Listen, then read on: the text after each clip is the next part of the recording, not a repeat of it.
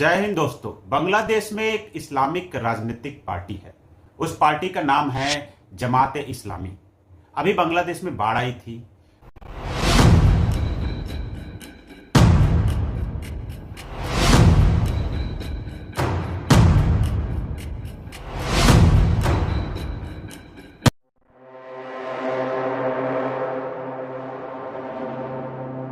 जमात इस्लामी के संगठन से जुड़े कार्यकर्ता और नेता बांग्लादेश के बाढ़ पीड़ितों का मदद करते नजर आए। बहुत अच्छी बात है। अगर किसी देश में कोई बाढ़ आई है, कोई विपत्ति आई है, राजनीतिक संगठन, सामाजिक संगठन के जुड़े कार्यकर्ताओं को और जनता को भी जो सक्षम है उन्हें मदद करनी चाहिए। लेकिन वहां पर एक एजेंडा चलाया गया है। आपको इनके टी शर्ट पे लिखे जो सेंटेंस है उसको ध्यान से देखना होगा। ध्यान से देखिए, इन्होंने जो टी शर्ट पहन रखा है उस पर क्या लिखा है। उस पर लिखा है भारत विरोधी नारे। चलिए सबसे पहले जमात इस्लामी संगठन के बारे में थोड़ा जानकारी ले लेते हैं।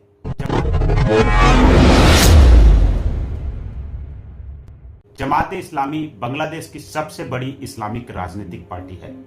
जब बांग्लादेश और पाकिस्तान दोनों भारत में था, मतलब भारत के स्वतंत्रता के पहले, तो करीब 1941 में जमाते इस्लामी का गठन हुआ था। उस समय इस पार्टी का उद्देश्य था भारत के समाज को इस्लामिक मूल्यों पर परिवर्तित करना, इस्लामिक समाज का निर्माण करना और इस्लाम की रक्षा करना। इसी उद्देश्य के लिए जमाते इस्लामी का गठन हुआ था। 1947 में जब भारत आजाद हुआ तो भारत और पाकिस्तान दो राष्ट्र बने। भारत तांत्रिक मूल्यों को समझता था और लोग एक सफल लोकतंत्र स्थापित किया, और पाकिस्तान का झुकाव इस्लामिक सिद्धांतों के प्रति था और वहां कट्टरपंथी हावी थे। 1979 से बहुत तब्दील होता चला रहा है। एक रिलीजियस मिलिटेंसी हमने पाकिस्तान के हक में यहाँ इंट्रोड्यूस की। ठीक है। हम मुजाहिदीन लाए पूरी दुनिया से। हमने तालिबान को ट्रेन किया, उन्हें वेपन्स दिए, उनको अंदर भेजा। वो हमारे हीरो थे। ठीक है। ये जो हक्कानी है, हीरो है हमारा जी। ठीक है। 80s का हीरो है। बिल्कुल। ओसामा बिन लादेन हमारा हीरो, ये ज़वाहिरी हमारा हीरो था। और समय समय पर सरकार गिरते गई और सेना का शासन चलता गया। इस प्रकार भारत एक सफल लोकतंत्र है। और उस समय जब आजाद हुआ तो जमात इस्लामी संगठन का जो उद्देश्य था वो विफल हो गया, वह पूर्ण रूप से नहीं हो पाया। और जब बांग्लादेश आजाद हुआ तब जमात इस्लामी एक राजनीतिक दल था। राजनीतिक दल होने के बावजूद भी जमात इस्लामी धर्मनिरपेक्षता और लोकतंत्र जैसे सिद्धांतों पर भरोसा नहीं करते थे। ऐसा लगता है कि लोकतंत्र के मूल्य अर्थात धर्मनिरपेक्षता और लोकतंत्र जमाते इस्लाम के लिए हराम था। जमाते इस्लामी पर कई आरोप लगे। इनमें सबसे पहला और मेन आरोप है, जब बांग्लादेश मुक्ति मोर्चा की सेना पाकिस्तान की सेना से लड़ाई लड़ रहे थे आजादी के लिए, तो जमाते इस्लामी पाकिस्तान सेना की मदद कर रहा था। मतलब जमाते इस्लामी को पाकिस्तान से बांग्लादेश को आजाद कराने में उतनी दिलचस्पी नहीं थी। जमाते इस्लामी बांग्लादेश को इस्लामिक देश बनाना चाहता है और उसका यही लक्ष्य है। ये भी आरोप जमाते इस्लामी पर समय समय पर लगा। और कहा तो ये भी जाता है कि पाकिस्तान की ISI का तार जमाते इस्लामी के से जुड़ा हुआ है। अब देखिए, अब जब बांग्लादेश में सरकार गिर गई है तो जमाते इस्लामी जो बेन पार्टी थी उसे फिर से मुक्त किया गया है। तो देश के शासन और शक्ति में जमाते इस्लामी फिर नियंत्रण ले रहा है। जमाते इस्लामी के जो कार्यकर्ता ने जो टी शर्ट पहन रखा है उसमें भारत विरोधी नारा लिखा है, और यह फोटो शेयर किया है तस्लीमा नसरीन जी ने। तस्लीमा नसरीन जी ने अपने ट्विटर के माध्यम से यह फोटो शेयर किया है। इसके अलावा कई न्यूज़पेपर पर भी इसे जगह दी गई है। तस्लीमा नसरीन के जब ट्विटर पे जाओगे तो आपको बांग्लादेश पर बौद्ध और क्रिश्चियन पर हुए अत्याचार, हिंदू पर हुए अत्याचार के कई खबरें का लिंक आपको मिल जाएगा। बांग्लादेश के अभी लोकतंत्र की ओर कमजोर हो रहा है। वहां का लोकतंत्र अभी स्थापित होने को उम्मीद नहीं लग रहा है।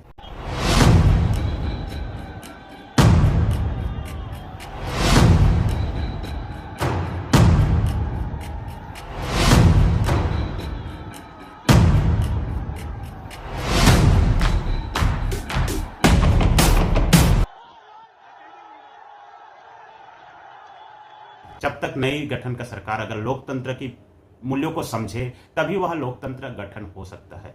वरना जमाते इस्लामी अगर जब हावी रहेगा तो वहां डेफिनेटली आने वाले समय में लोकतंत्र बहुत कमजोर या छद्म लोकतंत्र ही स्थापित होगा।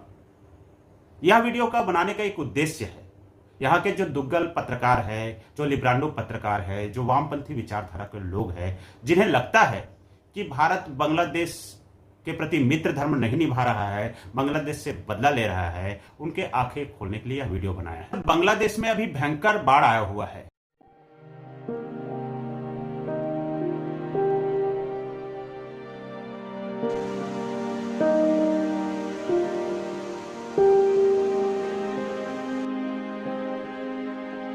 और जमाते इस्लामी के लोग एक गलत जानकारी व्यापक स्तर पर बांग्लादेश में फैला रहे हैं। जमाते इस्लामी के लोग यह भ्रम फैला रहे लोगों के बीच कि भारत ने त्रिपुरा में अपने बांध के गेट को खोल दिया, जिसके वजह से बांग्लादेश में बाढ़ आया। यह पूरा फर्जी और भ्रामक जानकारी है।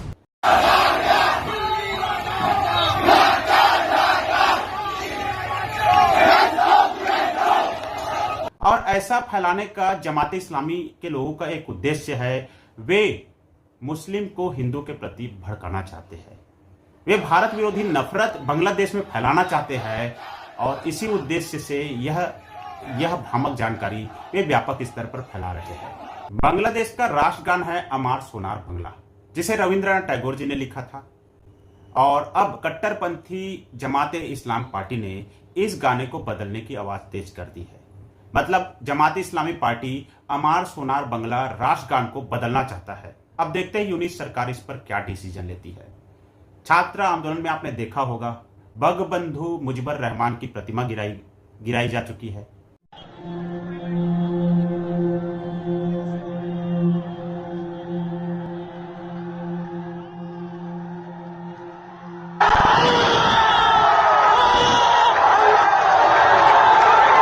किसी भी देश के स्वतंत्रता सेनानी उस देश के भविष्य युवाओं के लिए प्रेरणा होता है। जब आप उनके स्वतंत्रता सेनानियों की प्रतिमा को तोड़ी जा रही है, राष्ट्रीय धरोहर को गिराई जा रही है, ऐसे में राष्ट्रगान बदलने पर कोई आश्चर्य नहीं होना चाहिए। अभी हाल की घटना है, बांग्लादेश के चटगांव में गणेश चतुर्थी के जुलूस में शामिल युवकों में से 3 युवकों को मदरसे में बंधक बनाया गया और मदरसे के अंदर बंद कर दिया गया। बाद में सेना के हस्तक्षेप से उन्हें छुड़ाया गया। इस साल बांग्लादेश के सोशल मीडिया पर कुछ नया ट्रेंड दिखाई दे रहा है। इस ट्रेंड में इंडिया आउट कैंपेन का नाम दिया गया है और समय समय पर ट्विटर पर आप पोस्ट देख सकते हो। बांग्लादेश में मजहबी कट्टरता बढ़ता जा रहा है और वहां रह रहे हिंदू, बौद्ध और जैन और क्रिश्चियन के लिए बहुत खतरे हैं। और इसमें जमाते इस्लामी पार्टी अगर ज्यादा हावी हुआ तो वहां अल्पसंख्यकों का बसना बहुत मुश्किल हो जाएगा। बांग्लादेश में हिंदू और भारत के प्रति बढ़ता हुआ नफरत एक चिंताजनक विषय है। आशा करता हूं कि वीडियो में दी गई जानकारी अच्छा लगा होगा और मैं तो ये भी आशा करता हूं कि बांग्लादेश में जो भी सरकार बने लोकतांत्रिक पद्धति से बने, ताकि वहां रह रहे सभी धर्म और वर्गों के लोग शांतिपूर्ण तरीके से रह सके। जय हिंद, जय भारत।